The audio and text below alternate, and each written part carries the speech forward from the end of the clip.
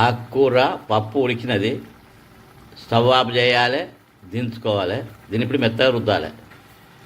పప్పును ఆకును ఇలా పప్పు దువ్వతో మెత్తగా రుద్దాలి. స్టవ్ అంట పెట్టాం, స్టవ్ పైన మట్టి కంచులు పెట్టినాం. అందులో 2 చెంచాలు నూనె పోసుకున్నాం. 1 చెంచాడు పోపిత్తులు, 1/2 చెంచాడు జీలకర్ర, ఉల్లిగడ్డలు, కల్జామాకు దొరగా గోలించుకోవాలి. 1/2 చెంచాడు అల్లం వెల్లిపాయ వేసుకోవాలి. పప్పును ఇందులో మర్ర పోసుకోవాలి.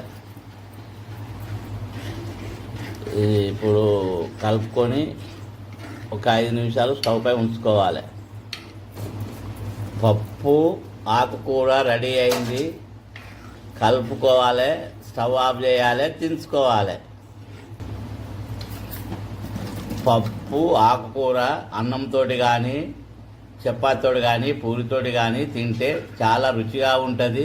మళ్ళీ కావాలనిపిస్తుంది, తిన్నా కొద్దీ తినాలనిపిస్తుంది వేడిది.